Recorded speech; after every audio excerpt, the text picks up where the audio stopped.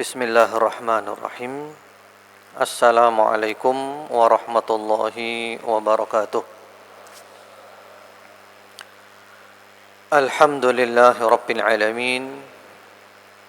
Ar-Rahmanir Rahim. Maliki yaumiddin. Wa ashhadu an la ilaha illallah wahdahu la syarika lah.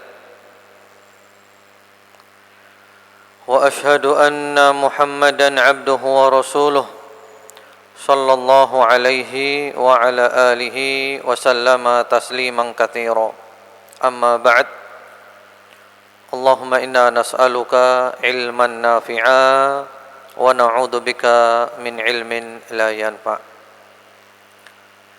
Ma'asyiral muslimin, bapak-bapak, ibu-ibu, saudara-saudara sekalian, dan juga mitra muslim yang semoga selalu mendapatkan kasih sayang dari Allah Subhanahu wa ta'ala.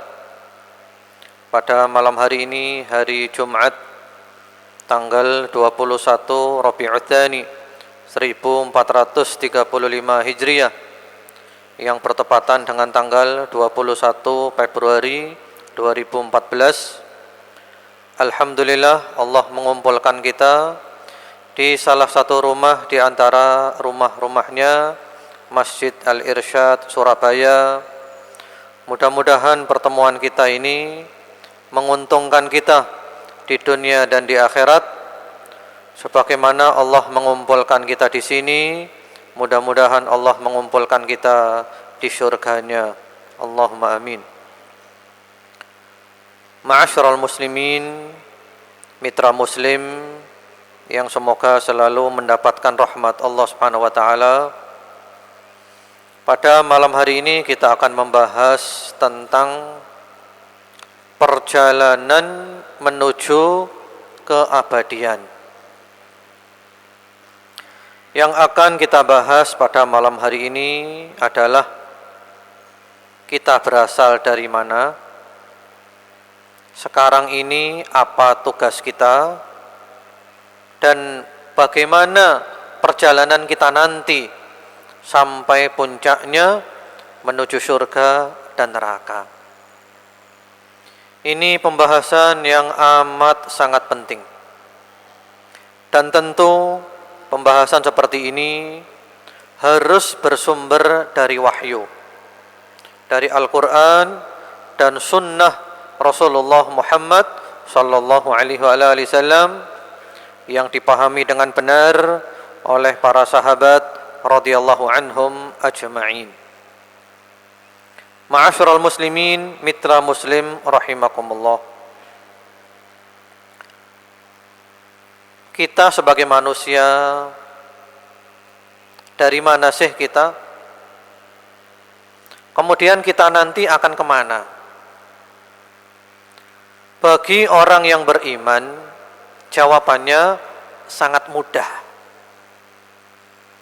Tapi orang yang belum masuk iman ke dalam dadanya sulit mencari jawabannya.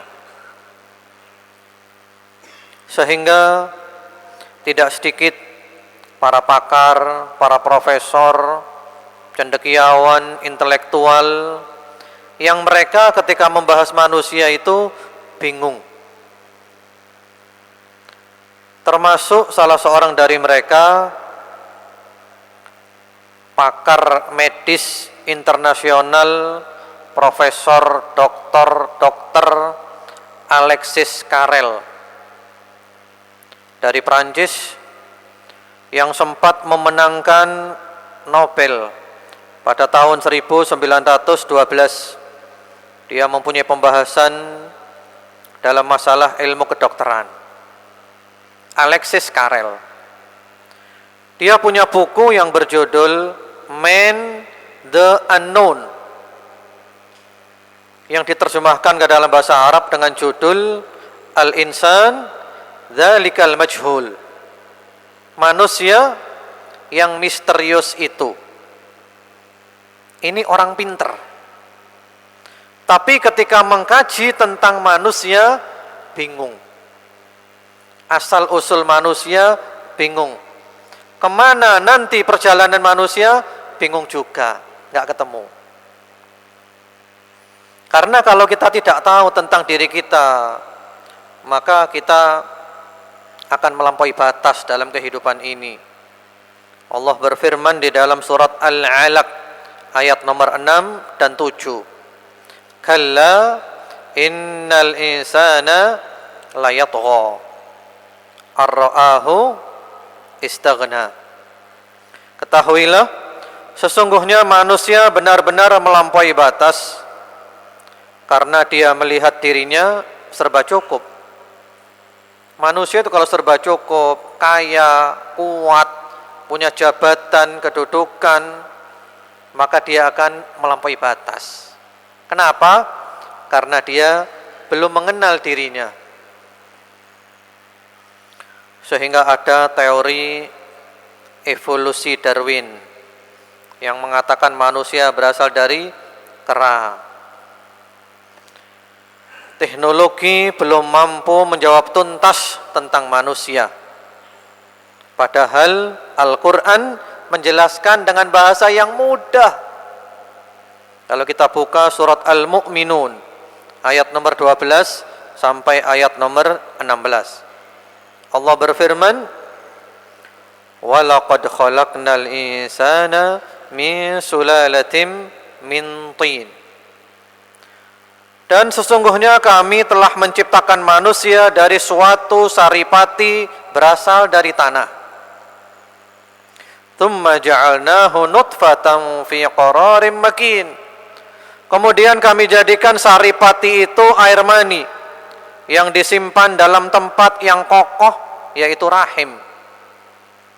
Tsumma khalaqnan nutfata 'alaqah. Kemudian air mani itu kami jadikan segumpal darah. 'Alaqah itu segumpal darah atau sesuatu yang menempel. Fa khalaqnal 'alaqata mudghah. Lalu segumpal darah itu kami jadikan segumpal daging. Fa khalaqnal mudghata 'idhama. Dan segumpal daging itu kami jadikan tulang belulang. Fa kasawnal 'idhama lahma. Lalu tulang belulang itu kami bungkus dengan daging. Tsumma ansha'nahu khalqan akhar.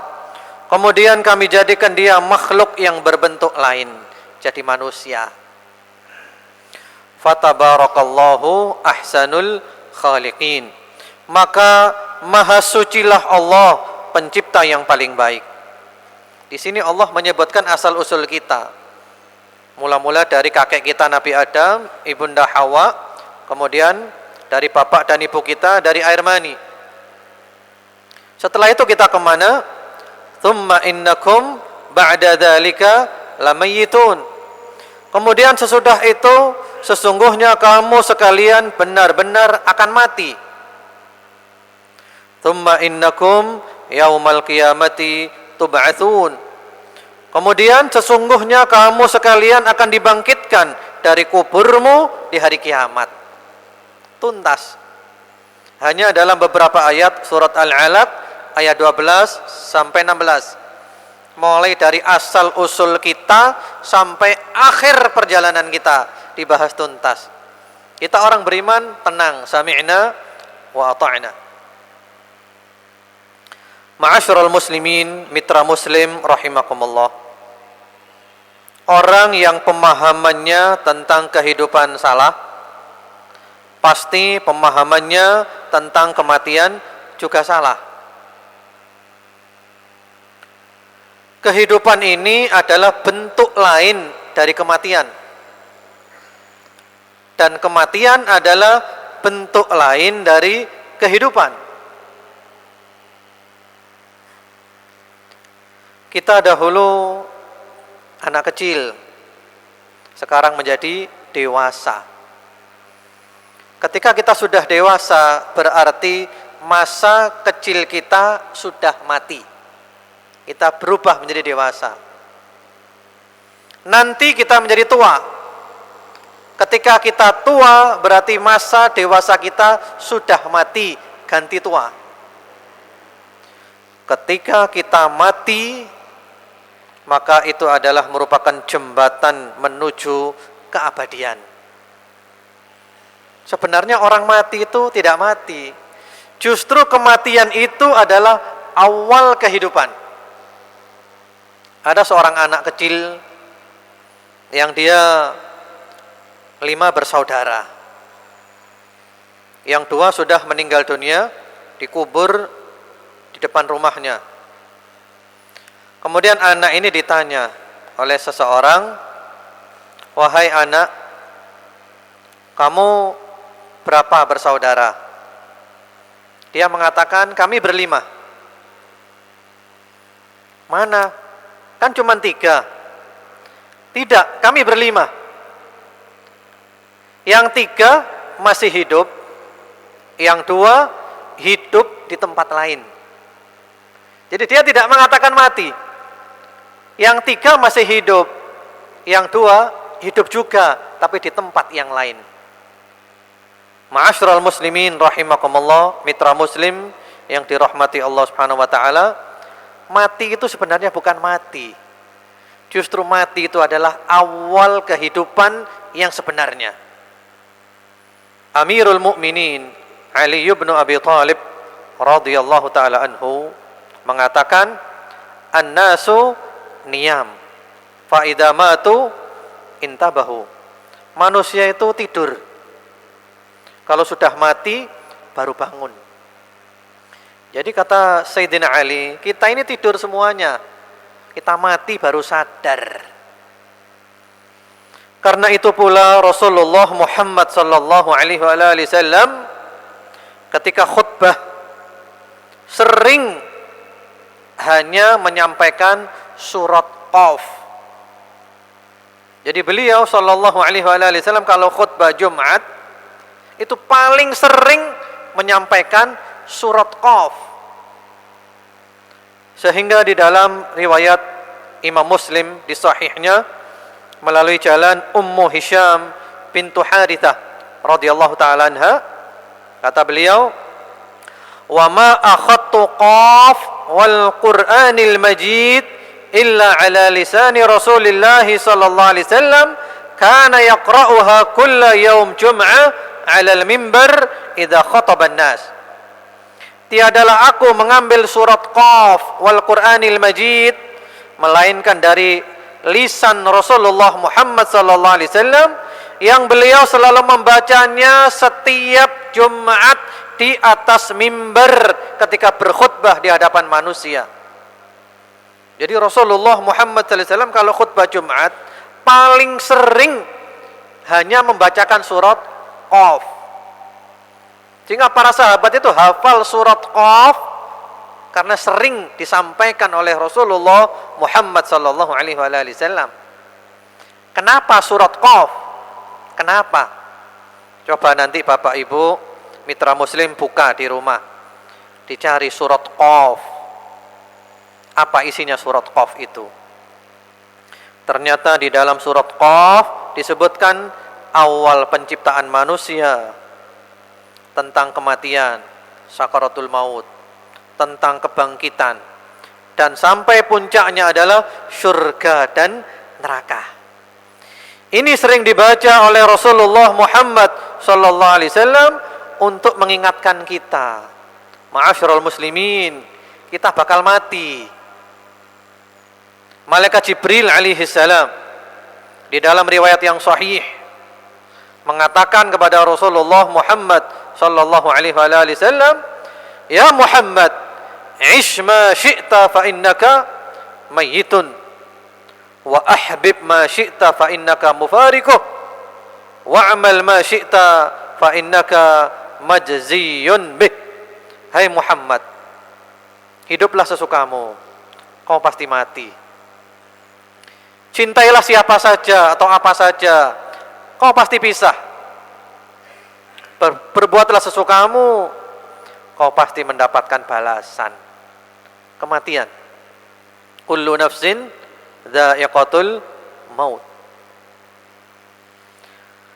Ma'asyiral muslimin rahimakumullah, mitra muslim yang dirahmati Allah Subhanahu wa taala, mari kita lihat perjalanan kita. Ada hadits yang agak panjang Hadits ini diriwayatkan oleh Al-Imam Ahmad, Abu Dawud, Al-Hakim, At-Tayalisi dan yang lain-lainnya dengan sanad yang sahih yang dibawakan secara lengkap oleh Al-Imam Al-Muhaddits Muhammad Nasiruddin Al-Albani di dalam kitabnya Ahkam Al-Janaiz, Ahkamul Janaiz. Hadits ini dikenal dengan hadits sahabat Al-Bara bin Azib radhiyallahu taala anhu. Karena haditsnya ini panjang, maka saya langsung saja menjelaskan untuk menghemat waktu.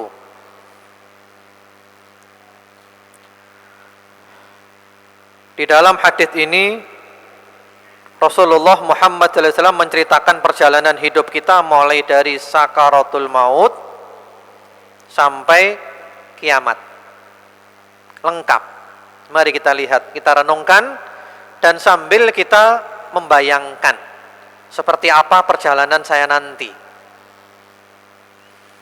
Ketika itu Rasulullah Muhammad SAW sedang menguburkan jenazah seorang Ansor, penduduk Madinah.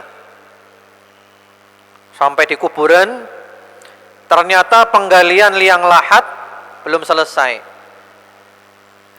Lalu Rasulullah Muhammad SAW duduk di tanah yang masih kosong di kuburan itu, menghadap kiblat, dan para sahabat duduk di sekeliling beliau dengan khusyuk sekali. Sampai-sampai diibaratkan seakan-akan di kepala mereka ada burung. Ini para sahabat khusyuk di hadapan Rasulullah Muhammad SAW. Dan ketika itu di tangan beliau ada kayu, beliau mencongkel tanah sambil seakan-akan beliau sedang memikirkan sesuatu dan suasana seperti mencekam. Beliau melihat ke langit, beliau melihat ke bumi, sambil beliau mengatakan, Ista'idu billahi min adabil qabr. Berlindunglah kalian semua kepada Allah dari adab kubur. Ini diucapkan oleh beliau 2 atau 3 kali. Kemudian beliau mengatakan, Allahumma inni a'udzubika min adabil qabr. Ya Allah, sesungguhnya hamba berlindung kepadamu dari azab kubur. Beliau mengucapkan ini 3 kali. Kemudian beliau bercerita tentang perjalanan orang mukmin dahulu. Mudah-mudahan kita termasuk golongan yang ini. Kata beliau, ketika seorang mukmin hendak pergi meninggalkan dunia menuju akhirat, maka yang turun kepadanya itu malaikat-malaikat dari langit yang jumlahnya sangat banyak, wajahnya putih-putih menyenangkan seperti matahari. Ini kalau orang mukmin. Jadi ketika dia sakaratul maut, itu yang datang malaikat jumlahnya banyak, wajahnya itu menyenangkan. Kan kalau kita bertemu orang yang wajahnya menyenangkan juga senang. Dan malaikat-malaikat itu membawa kain kafan dari surga, membawa parfum dari surga. Lalu malaikat-malaikat itu duduk di samping calon mayit mukmin ini sejauh mata memandang. Jadi dia itu melihat kemana saja, yang tampak adalah malaikat yang putih-putih menyenangkan. Kemudian datang malaikat maut alaihi salam, duduk di samping kepala calon mayit yang mukmin ini. Ini malaikat maut datang. Malaikat maut mengatakan, Ayyatuhan nafsut tayyibah, Ayyatuhan nafsul mutmainnah, ukhruji ila maghfiratin minallahi wa ridwan. Wahai jiwa yang baik, wahai jiwa yang tenang, keluarlah menuju ampunan dari Allah dan keridhaannya. Subhanallah, alangkah senangnya. Lalu ruh itu keluar dengan lembut seperti air yang menetes. keluar dengan lembut seperti air yang menetes. Setelah itu dimasukkan ke dalam kain kafan dari surga, diberi parfum dari surga, dan keluar dari ruh itu bau yang sangat wangi, melebihi bau yang paling wangi yang ada di muka bumi ini. Ini ruhnya. Kemudian malaikat-malaikat yang ada di antara langit dan bumi, malaikat yang di langit menyolati dia, disolati, didoakan oleh para malaikat. Demikian pula para malaikat penjaga pintu-pintu langit, semuanya berdoa kepada Allah supaya ruh ini lewat melalui pintunya dia. Kemudian setelah itu dia dibawa naik oleh para malaikat. Setiap melewati rombongan malaikat yang lain, mereka selalu bertanya, "Ma hadzal ruhut thayyib?" Ini ruhnya siapa ini? Wangi, baunya wangi. Ruhnya siapa? Yang membawanya mengatakan, "Fulan bin fulan." Disebutkan kebaikan-kebaikannya selama di dunia. Dia orang yang baik, dia taat kepada Allah, dia mengikuti Rasulullah sallallahu alaihi wasallam. Dia baik kepada kaum muslimin, dia baik kepada manusia. Disebutkan kebaikan-kebaikannya. Kemudian sampai di langit dunia. Yang membawanya minta dibukakan, langsung buka. Kemudian malaikat yang ada di langit dunia menyertai sampai langit yang kedua. Langit yang kedua pintunya membuka. Malaikat langit kedua menyertai sampai langit yang ketiga. Terus sampai langit yang ketujuh. Sampai di langit yang ketujuh, Allah subhanahu wa ta'ala mengatakan, "Uktubu kitab abdi fi illiyin." Tulislah catatan amal hambaku ini di illiyin, catatan amal ahlul jannah.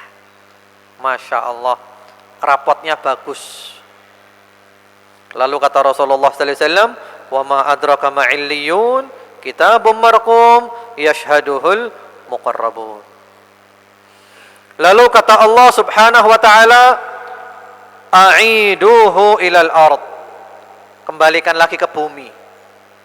Karena aku berjanji menciptakan dia dari tanah, mengembalikan dia ke tanah, dan nanti akan mengeluarkan dia dari tanah. Lalu ruhnya dibawa turun. Dibawa turun. Dan disebutkan di dalam hadis yang lain, ketika jenazah orang mukmin ditandu, dibawa ke kuburan, itu dia berbicara. Kalau orang mukmin dia mengatakan, "Qaddimuni, qaddimuni," cepatkan aku, cepatkan aku. Sampai di kuburan. Dimasukkan liang lahat, ditimbun tanah. Semuanya pulang. Dan dia mendengar suara alas kaki para pelayat ketika pulang, para pengantar jenazahnya ketika pulang. Dia sendiri. Kita biasa di rumah yang besar, sekarang sendiri. Sempit, pengap, gelap. Kemudian setelah itu datang dua malaikat yang mempunyai bentakan yang sangat keras, yang dikenal dengan nama Munkar dan Nakir. Artinya yang kita tidak pernah kenal dengan malaikat itu. Kemudian orang yang baru dikubur ini didudukkan di alam kubur, alam lain, sudah alam kubur, alam barzakh, pertengahan antara alam dunia dengan alam akhirat. Dia ditanya, "Man rabbuk?" Siapa Rabbmu? Dia bisa menjawab, "Rabbi Allah." Rabbku adalah Allah. Dia ditanya, "Ma dinuk?" Apa agamamu? Dia menjawab, "Dinil Islam." Agamaku adalah Islam. Dia ditanya, "Ma hadzal rajulul ladzi bu'itsa fikum?" Siapa orang yang diutus kepadamu? Dia menjawab, "Rasulullah Muhammad sallallahu alaihi wasallam." Dia bisa menjawab. Dia ditanya, "Wa ma amaluk?" Apa amalmu? Dia menjawab, "Qara'tu kitaballah fa amantu bihi wa saddaqtu." Aku membaca kitab Allah Al-Qur'an, aku mengimaninya dan aku mempercayainya, mengamalkannya. Kemudian oleh malaikat dibentak lagi, "Man rabbuk wa ma dinuk wa man nabiyyuk?" Dan ternyata dia bisa menjawab, "Rabbi Allah wa dinil Islam wa nabiyyi Muhammad sallallahu alaihi wasallam." Inilah akhir fitnah yang menimpa orang mukmin. Inilah namanya fitnah kubur. Dia sukses. Tapi jawabannya bukan hafalan. Kalau hafalan kita semua hafal mudah. Jawabannya adalah al-iman wal amalus salih.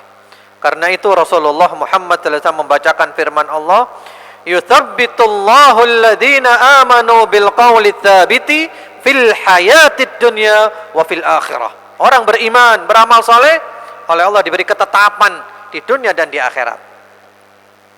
Dia berhasil, dia sukses. Lalu ada penyeru dari langit yang berseru, "Sadaqa abdi, hambaku benar." Berilah dia hamparan permadani dari syurga. Berilah dia pakaian dari syurga. Bukakan untuknya pintu menuju syurga. Lalu alam kuburnya berubah menjadi raudhah min riyadil jinan, taman di antara taman-taman syurga. Alam kuburnya diluaskan seluas-luasnya, sejauh mata memandang. Wangi, indah alam kuburnya. Dia bahagia di alam kuburnya. Lalu datang kepada dia satu orang yang wajahnya bagus, pakaiannya indah, baunya wangi. Dan orang itu mengatakan, "Kabar gembira, kau mendapat ridha Allah, kau mendapat surga dari Allah yang penuh dengan kenikmatan. Ini adalah hari yang dijanjikan kepadamu." Lalu orang mukmin itu bertanya, "Siapa Anda? Wajah Anda mendatangkan kebaikan."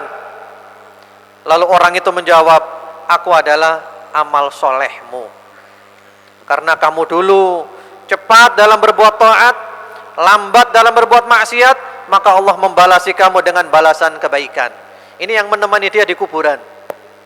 Kemudian dibuka untuknya pintu surga dan pintu neraka. Ditunjukkan kepada orang itu, neraka ini tempatmu. Tapi karena kamu beriman dan beramal soleh, diganti oleh Allah ini surga. Bahkan senang sekali kan? Senang bukan main dia. Ketika dia melihat surga itu, langsung dia berdoa, "Rabbi ajil qiyamas sa'ah." Ya Allah, cepatkan kiamat, supaya aku segera masuk surga, kumpul dengan keluargaku di dalam surga. Lalu kata Allah, "Kamu tinggal dulu di sini." Ini yang pertama, orang yang beriman. Nanti kelanjutannya bagaimana? Fadhal, silakan. Bismillahirrahmanirrahim. Alhamdulillah rabbil alamin. Allahumma shalli ala Muhammad wa ala ali Muhammad. Amma ba'du. Ma'asyiral muslimin, mitra muslim rahimakumullah. Kita lanjutkan. Kalau tadi Rasulullah Muhammad sallallahu alaihi wasallam menjelaskan perjalanan orang beriman. Setelah itu beliau menjelaskan perjalanan orang kafir atau fajir. Kalau kafir itu ya kafir, non muslim. Kalau fajir itu orang yang bergelimang dalam dosa, mati belum taubat. Bagaimana perjalanannya? Kebalikan yang tadi 180 derajat. Kebalikannya. Kata Rasulullah Muhammad sallallahu alaihi wasallam, seorang yang kafir atau fajir ketika hendak meninggalkan dunia menuju akhirat, yang turun kepadanya adalah malaikat-malaikat dari langit yang kasar-kasar, yang keras-keras, ghiladun syidad. Wajahnya hitam-hitam menyeramkan. Jumlahnya banyak. Membawa kain yang kasar dari neraka. Duduk di sampingnya sejauh mata memandang. Jadi ini orang sakaratul maut, melihat kemana saja yang tampak adalah malaikat yang hitam, menyeramkan, kasar, keras, membawa kain yang kasar dari neraka. Kemudian datang malaikat maut alaihi salam, duduk di samping kepala calon mayit ini sambil mengatakan, ayyatuhan nafsul khabithah ukhruji ila sakhatim minallahi wa ghadab. Wahai jiwa yang busuk, keluarlah menuju kemarahan Allah dan kemurkaannya. Allahu Akbar. Betapa menakutkan. Apa yang terjadi? Yang terjadi, ruhnya tidak mau keluar. Ruhnya menyebar ke seluruh tubuh, nggak mau keluar. Karena ruhnya tidak mau keluar, maka oleh malaikat dicabut dengan paksa. Sehingga kata Rasulullah sallallahu alaihi wasallam, fatuqatta'u ma'ahal 'uruq wal 'ashab. Urat-uratnya, otot-ototnya patah semuanya, putus semuanya.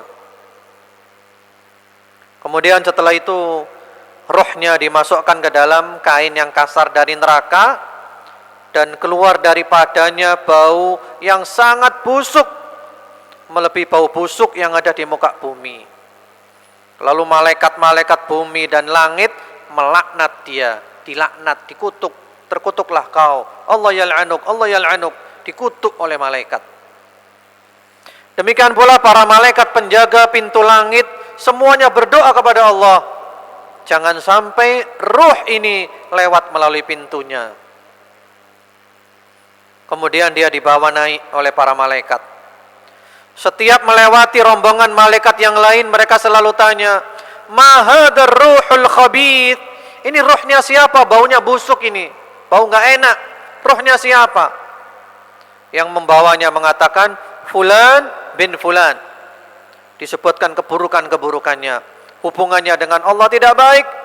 Dia tidak mengikuti sunnah Rasulullah Muhammad SAW. Hubungannya dengan manusia tidak baik.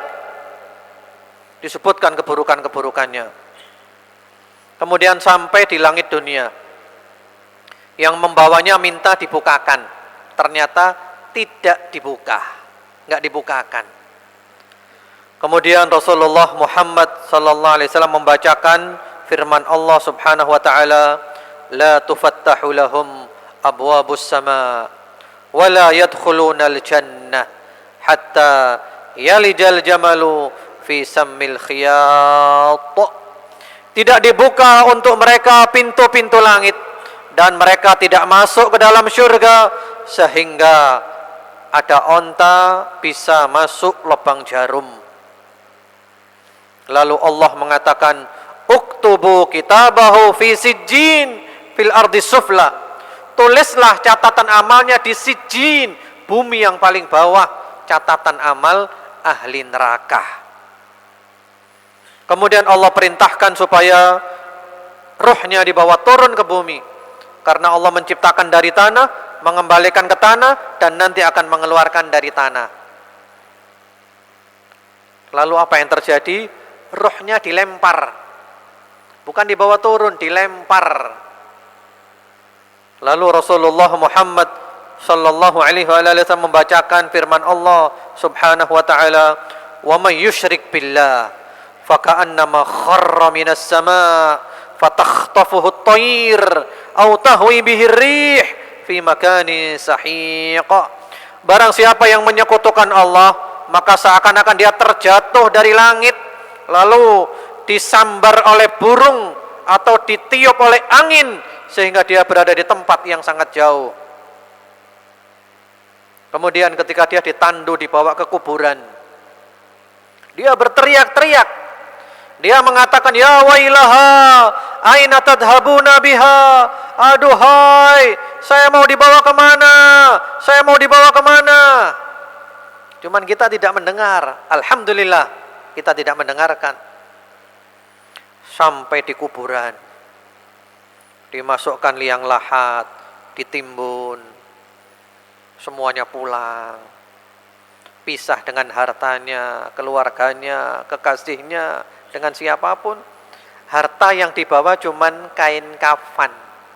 Siapapun dia, tanpa kecuali. Dia mendengar suara trompa para pengantar jenazahnya ketika mereka pulang. Lalu datang dua malaikat yang keras, yang kasar, bentakannya Munkar dan Nakir alaihi wassalam. Dia didudukkan. Kemudian dia ditanya, man rabbuk, siapa Rabbmu?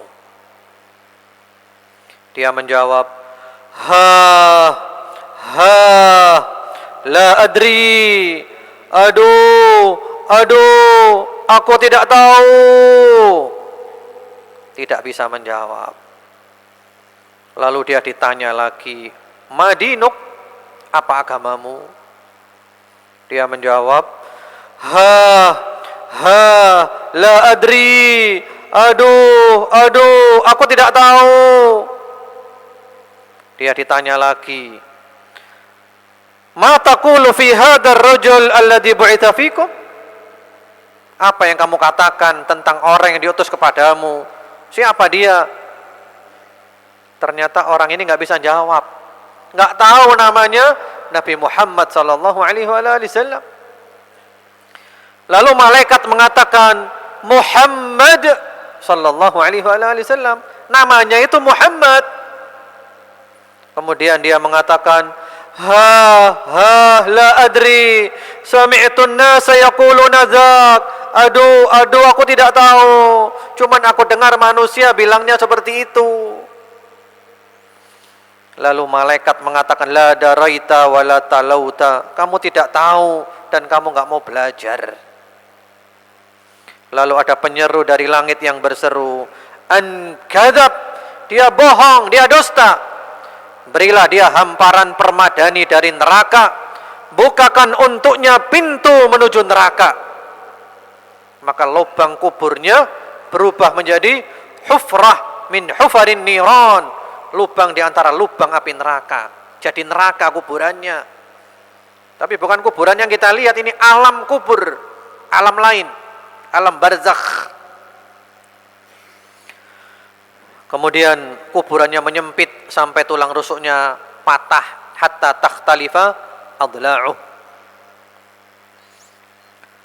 Dan datang kepada dia satu orang yang wajahnya buruk, pakaiannya jelek, baunya busuk, sambil mengatakan kepada dia, kabar gembira dengan sesuatu yang membuat buruk kamu. Ini adalah hari yang dijanjikan untuk kamu. Lalu si mayit tanya, siapa kamu? Semoga Allah memberi kabar gembira kepadamu dengan keburukan. Wajahmu mendatangkan keburukan. Lalu orang itu menjawab, aku adalah amal burukmu.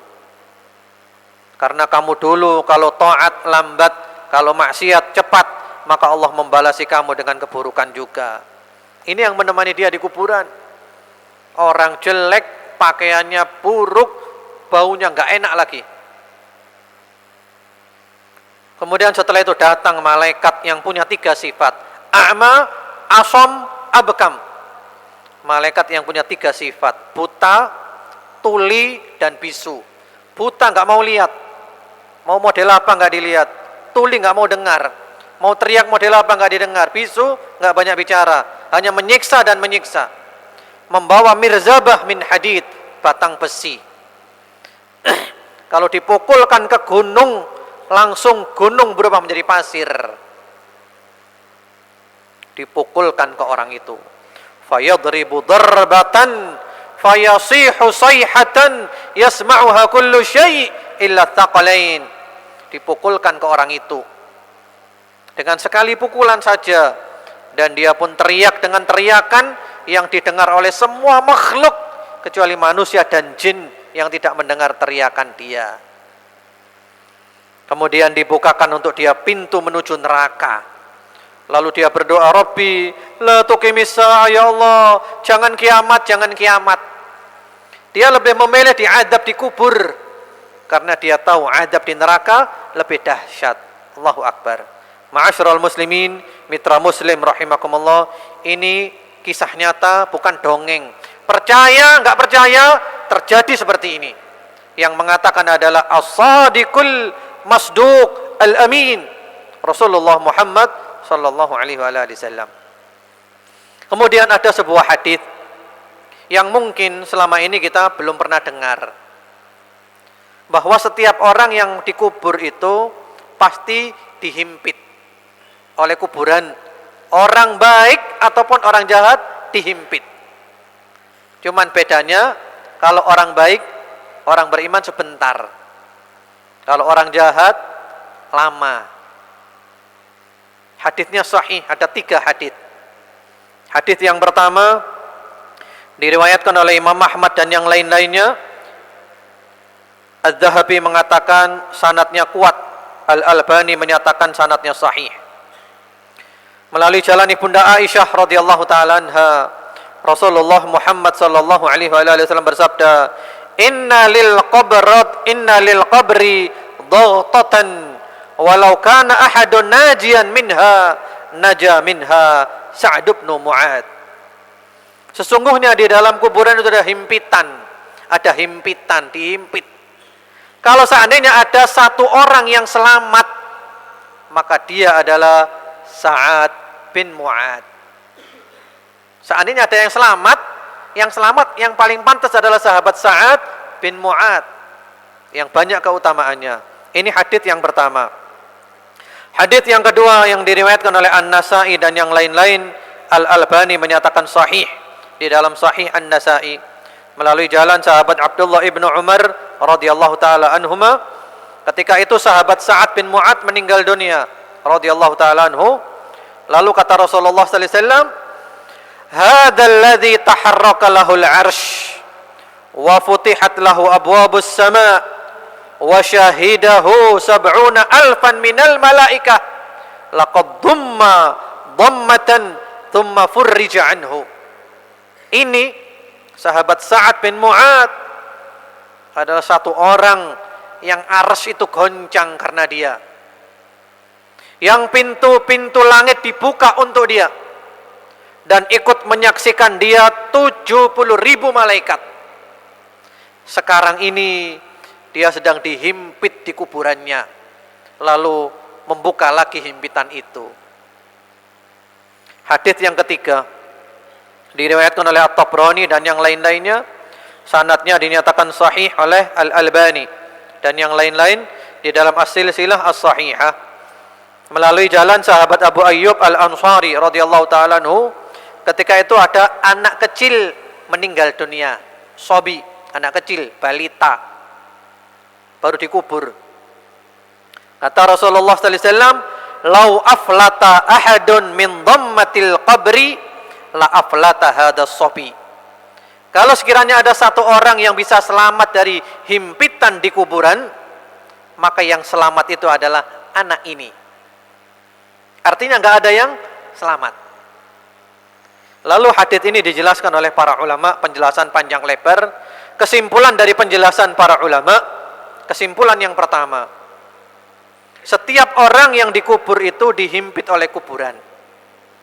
Kalau orang kafir, orang fajir, himpitannya itu menyakitkan dan terus menerus.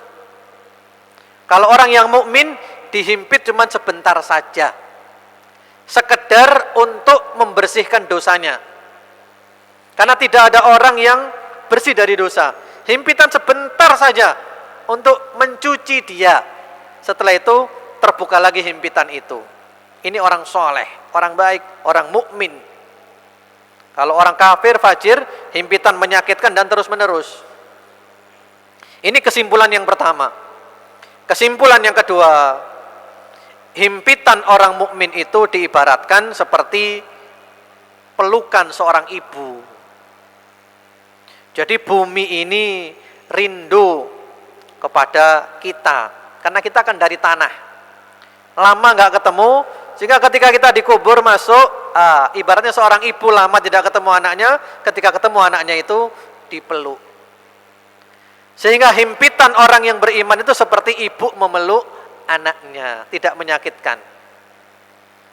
Tapi kalau orang kafir, orang fajir, himpitannya itu menyakitkan karena ibunya marah kepada dia. Ya, ini realita. Kemudian berikutnya lagi, ma'asyiral muslimin, mitra muslim rahimakumullah. Tentu kita semua ingin meninggal dunia dalam keadaan husnul khotimah. Ini cita-cita kita. Husnul khotimah. Sehingga di Malang saya punya majelis taklim, saya beri nama Majelis Taklim dan Dakwah Husnul Khotimah. Karena kita ingin mati husnul khotimah. Orang itu dikatakan sukses kalau matinya husnul khotimah. Itu sukses namanya. Apalah artinya orang yang kaya, punya jabatan tinggi, gelarnya luar biasa, semua dia miliki, tapi matinya mati su'ul khotimah, wal'iyadu billah, gagal total. Husnul khotimah. Apa itu husnul khotimah? Husnul khotimah itu gampangnya adalah mati dalam keadaan baik. Dia mati dalam keadaan sudah tobat kepada Allah. Mati dalam keadaan mengamalkan amalan-amalan yang diridhoi Allah. Ya Allah, senangnya. Disebutkan di dalam hadis, karena waktu kita terbatas ya, saya ceritakan langsung, tidak saya bacakan nas haditsnya. Bahwa Allah itu kalau menginginkan kebaikan untuk hambanya, maka hamba ini sebelum meninggal dunia diberi taufik untuk amal soleh, sehingga dia mati dalam keadaan amal soleh. Ya Allah, senangnya. Mudah-mudahan kita termasuk golongan seperti ini. Ketika mau mati diberi taufik, dijadikan oleh Allah taubat, mati dalam keadaan sudah bertaubat. Masya Allah, inilah harapan kita. Berapa banyak orang seperti itu, selama hidupnya jahat, akhirnya taubat, matinya husnul khotimah. Alhamdulillah. Yang dinilai itu akhirnya. Innamal a'malu bil khawatim. Amal itu yang dinilai adalah akhirnya. Al-ibratu bikamalin nihayah, la binaqsil bidayah. Yang jadi pelajaran adalah akhir yang sempurna, bukan kekurangan di perjalanannya. Artinya semua butuh proses. Mula-mula terseok-seok, yang penting akhirnya adalah baik. Husnul khotimah, Masya Allah, Alhamdulillah. Sehingga ada contoh-contoh orang yang mati husnul khotimah. Ya, kalau ingin husnul khotimah itu insya Allah mudah.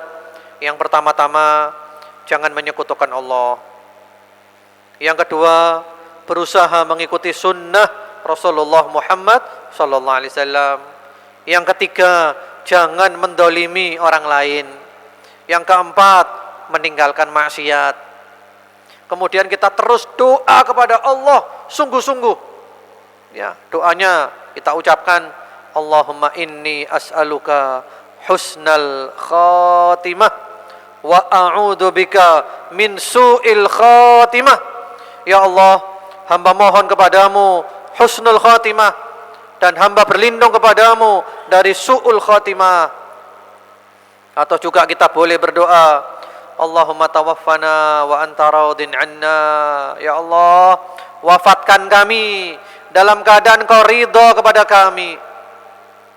Atau kita juga berdoa, ya muqallibal qulub, tsabbit qalbi ala dinik. Wahai Allah yang membolak-balikkan hati, tetapkan hatiku di atas agamamu. Doa, doa, doa, dan kita sungguh-sungguh. Atau juga ketika membaca Al-Fatihah yang khusyuk, kita baca satu hari minimal 17 kali. Di sana ada ayat yang berbunyi, ihdinas siratal mustaqim. Ini doa husnul khotimah ini. Kita minta kepada Allah dijadikan istiqamah di jalan yang lurus terus sampai mati. Masya Allah. Kemudian ada cerita-cerita tentang husnul khotimah ini. Ceritanya, ya kita sering melihat orang mati dalam keadaan sujud pas sholat mati.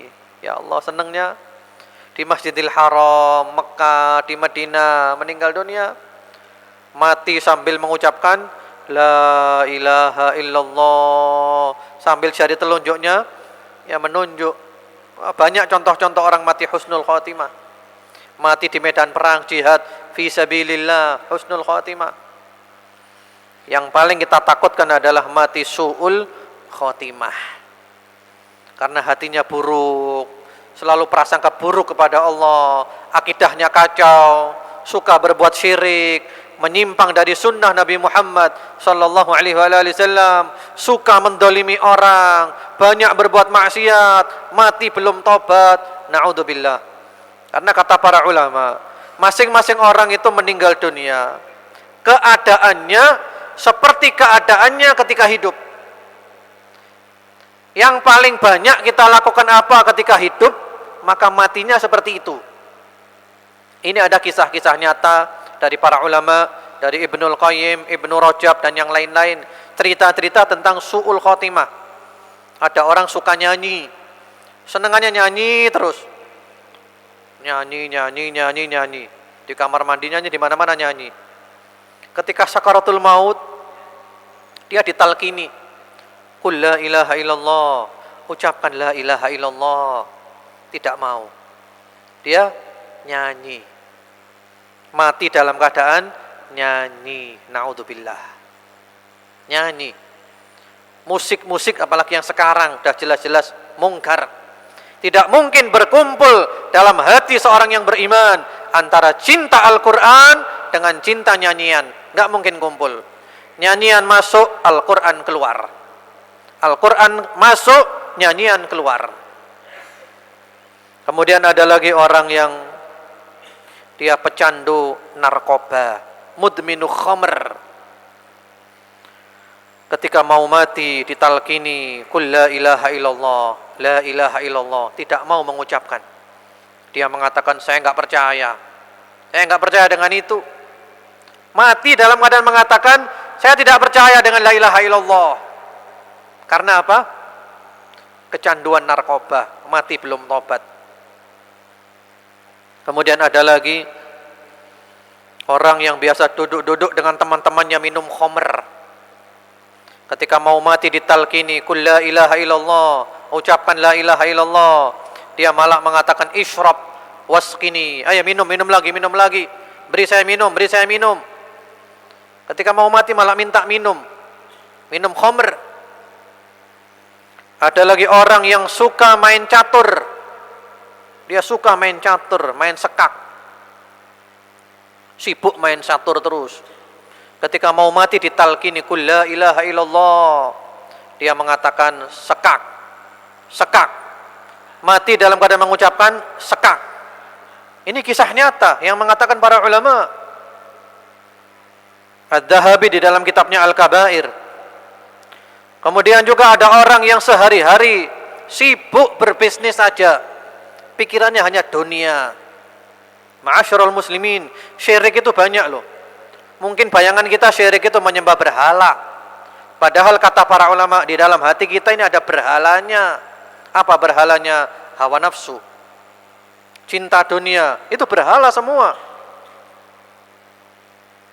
Dia sibuk dengan berdagang tiap hari, pikirannya hanya dagang. Pagi, siang, sore, malam, yang dipikir dagang saja. Ketika mau mati ditalkini la ilaha illallah, la ilaha illallah, dia hanya mengatakan, hadhil qit'ah rakhisa wa hadha mushtarin jayyid. Oh, barang ini barang murah ini ya. Ini ada pembeli yang bagus, ini pembeli yang bagus. Mati dalam keadaan seperti itu. Wal iyadu billah. Ada juga orang suka mengucapkan kata-kata kotor. Ketika mau mati dia mengucapkan kata-kata kotor. Ada juga orang suka minta uang. Sukanya minta uang, ketemu orang langsung gini minta uang. Ketika mau mati gini-gini minta uang. Dikasih uang langsung mati dia. Ada lagi orang yang suka zina, mati di pelukan pelacur. Ini sering di koran, di surat kabar. Orang mati di pelukan pelacur. Karena apa? Dia sering zina. Na'udzubillah. Allahu Akbar. Ya, su'ul khotimah. Kemudian yang terakhir adalah tentang perjalanan hari kiamat nanti. Tadi sudah berada di alam kubur, sampai ditiup sangkakala yang kedua kalinya. Manusia bangkit dari kubur semuanya dalam keadaan hufatan, uratan, ghurlan, telanjang bulat, tidak memakai alas kaki dan tidak berkhitan. Kumpul di Arasat yaumil qiyamah yang kita menyebutnya dengan padang mahsyar. Kumpul semua laki perempuan seperti itu. Ibunda Aisyah sempat malu, "Ya Rasulullah, laki perempuan kumpul seperti itu apa enggak malu melihat auratnya orang lain? Terlihat auratnya." Kata Rasulullah sallallahu alaihi wasallam, "Wahai Aisyah, mereka enggak bayangkan auratnya orang. Lupa dengan auratnya orang. Yang ada di bayangan mereka cuma satu, surga atau neraka ini." Matahari mendekat 1 mil, panas, namun badan kita tidak terbakar. Allah mengkondisikan tubuh kita kuat. Namun masing-masing orang bermandikan keringat, sampai ada orang yang tenggelam oleh keringatnya. Namun ada juga beberapa kelompok yang mereka mendapat kenaungan arsy Allah, tidak terkena sengatan matahari. Di antaranya mereka adalah yang rajin ke masjid 5 waktu dan yang lain-lainnya. Karena waktu kita terbatas, saya singkat saja. Mereka sejuk, tidak terkena sengatan matahari. Kita dibiarkan di padang mahsyar sekian lama. Allah benar-benar murka saat itu. Lalu kita datang kepada Nabi Adam. "Wahai Nabi Adam, kakek kami, mohon mintalah kepada Allah supaya urusan kami diselesaikan. Mohon syafaat." Nabi Adam enggak sanggup. Nabi Nuh tidak sanggup. Nabi Ibrahim tidak sanggup. Nabi Musa tidak sanggup. Nabi Isa tidak sanggup, sampai kita datang kepada Nabi Muhammad sallallahu alaihi wasallam dan beliau yang sanggup.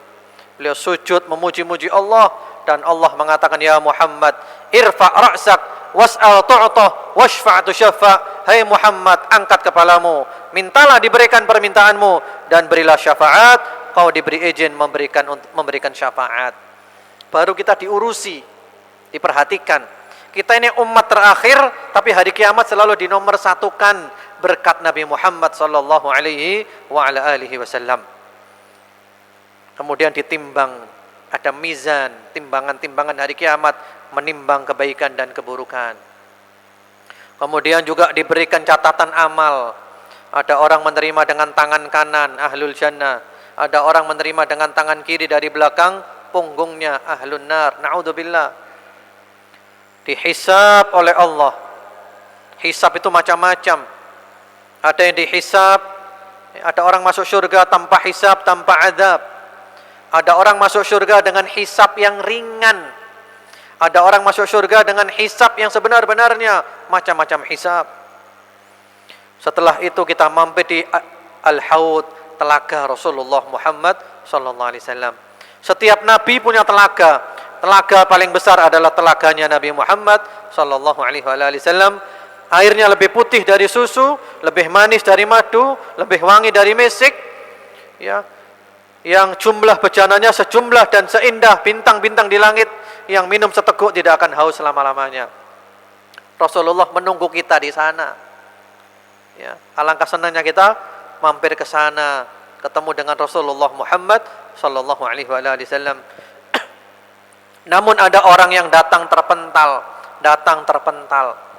Kata Rasulullah, "Ya Allah, dia umatku, kenapa terpental?"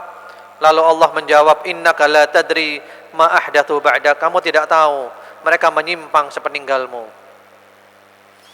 Kemudian setelah itu ada sirat, jembatan. Yang mana jembatan ini lebih lembut dari sehelai rambut, lebih tajam dari pedang. Di bawahnya neraka Jahannam.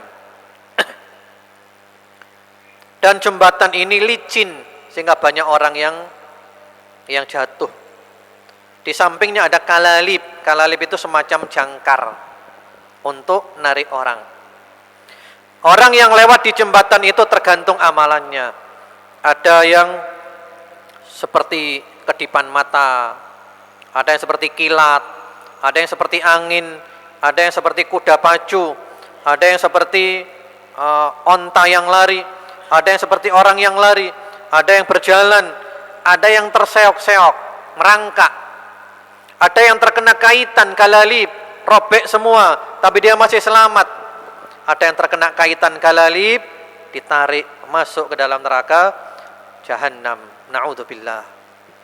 Ahli neraka sudah masuk neraka. Yang berhasil lewat, mereka adalah calon-calon ahli syurga. Sebelum masuk syurga, mereka diberhentikan di kontoroh, tempat untuk diadakan kisos. Tapi kisosnya bukan kebaikan dan keburukan. Kisosnya hanya untuk membersihkan hati, supaya nggak ada sakit hati lagi kepada sesama penghuni syurga. Setelah bersih semuanya, datang ke syurga.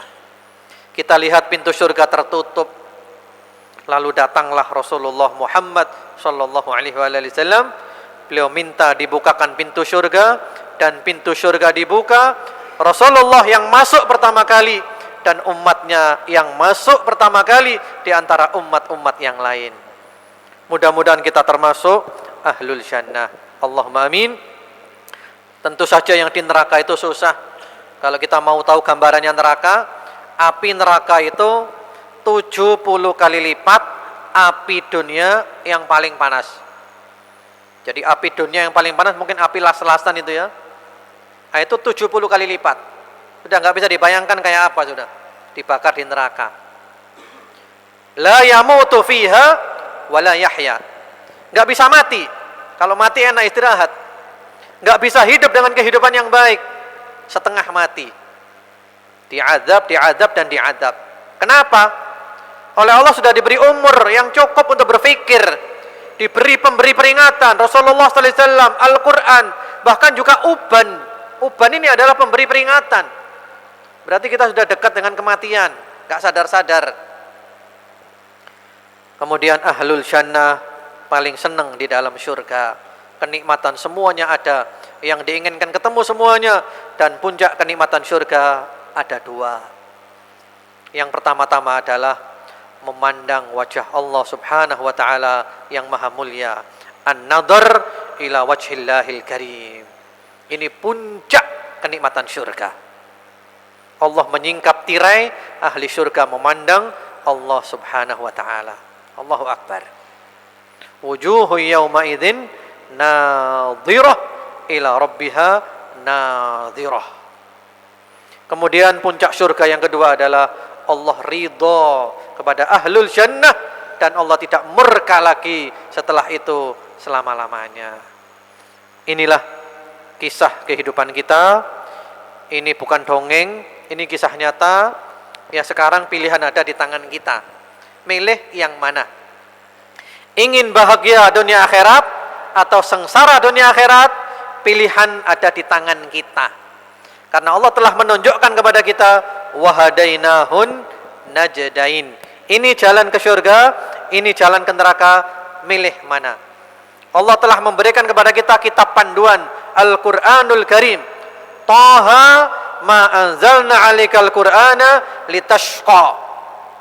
Allah berfirman, wa man a'rada 'an dzikri fa inna lahu ma'isyatan dhanka. Ya, pilihan ada di tangan kita. Mari kita baca Al-Quran, kita belajar Al-Quran, kita ngaji Al-Quran, kita buka tafsir. Mari kehidupan kita seperti kehidupan yang ada di dalam Al-Quran. Bahagia dunia akhirat, selamat dunia akhirat. Wallahu alam, wa sallallahu ala sayyidina Muhammadin wa ala alihi. Mari kita berdoa kepada Allah Subhanahu wa taala. Semoga Allah Subhanahu wa taala mengabulkan doa-doa kita. Bismillahirrahmanirrahim. Alhamdulillahirabbil alamin. Allahumma salli ala Muhammad wa ala ali Muhammad wa sallim tasliman katsira. Allahumma rzuqna mahabbatah wa ittiba'ahu dhahiran wa batina. Allahumma amitna ala millatih. Allahumma ihsyurna fi zumratih. Allahumma wadkhilna fi syafa'atih. Allahumma asqina min hawdih. Allahumma jama'na bihi fi jannatin na'im ma'al ladzina an'amta 'alaihim minan nabiyyin was-siddiqin wasyuhada was-salihin. Allahumma aktub dzalika lana wa liwalidina wa lisairil muslimin. Ya Allah, pada malam hari ini kami berada di rumah-Mu, di masjid-Mu. Ya Allah, kami baru saja mengadakan pengajian ya Allah. Mudah-mudahan pengajian ini bermanfaat ya Allah untuk kami di dunia dan di akhirat. Ya Allah, kami berdoa kepadamu, Kami yakin Engkau mendengar kami. Kami yakin Engkau melihat kami. Dan kami yakin Engkau mengabulkan doa-doa kami. Ya Allah, curahkan salawat dan salam-Mu kepada Nabi Muhammad dan keluarga Nabi Muhammad.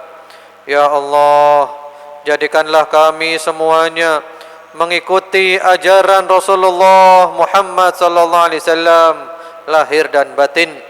Kami mencintai beliau ya Allah, lahir dan batin. Ya Allah, wafatkan kami di atas ajaran Rasulullah Muhammad sallallahu alaihi wasallam. Kumpulkan kami di dalam kelompok beliau. Berilah hari kiamat nanti ya Allah untuk kami syafaat Rasulullah Muhammad sallallahu alaihi wasallam. Berilah kami minum dari al-haud, dari telaga Rasulullah sallallahu alaihi wasallam. Ya Allah, masukkan kami ke dalam syurga bersama-sama Rasulullah sallallahu alaihi wasallam, bersama para nabi, siddiqin, syuhada dan salihin. Tulislah semua ini untuk kami ya Allah, untuk ibu dan bapak kami dan untuk kaum muslimin semuanya. Allahumma rzuqna tsabat wal istiqamah. Allahumma amitna ala al-islami was sunnah. Ya muqallibal qulub, thabbit qulubana ala dinik. Allahumma tawaffana wa anta radin 'anna. Allahumma inna nas'aluka husnal khatimah wa na'udzubika min su'il khatimah. Allahumma inna nas'aluka ridhaka wal jannah wa na'udzubika min sakhatika wan nar. Ya Allah, bimbing kami ya Allah sampai akhir hayat kami ya Allah.